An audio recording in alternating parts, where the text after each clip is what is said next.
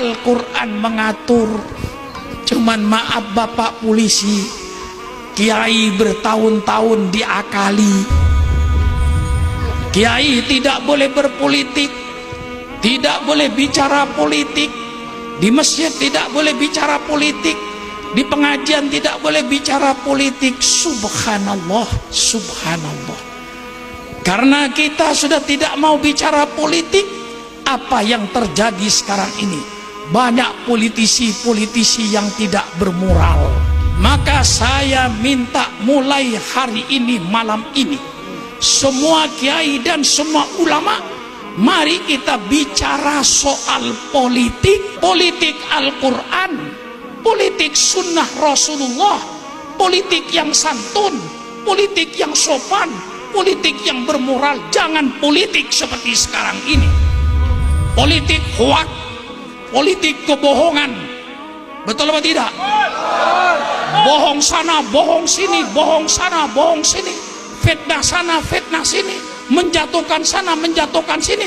Justru ini sekarang yang dibicarakan, politik setan, politik iblis. Kita bicara politik Quran. Quran mengatur berpolitik. Siapa bilang Quran tidak ngatur berpolitik? Dulu kiai yang melarang ulama berpolitik itu Belanda. Mengapa Belanda melarang kiai berpolitik? Supaya Belanda dapat menjajah Indonesia terus-menerus.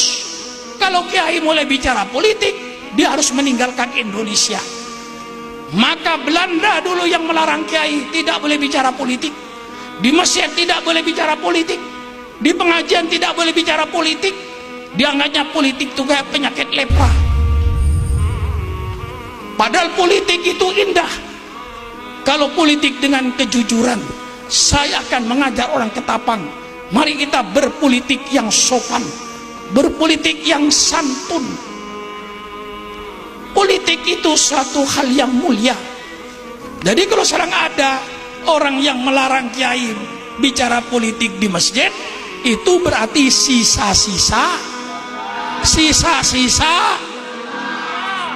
Sukron Makmun sebagai warga negara Republik Indonesia yang cinta sama Pancasila, cinta sama Undang-Undang Dasar 45, cinta sama Bhinneka Tunggal Ika.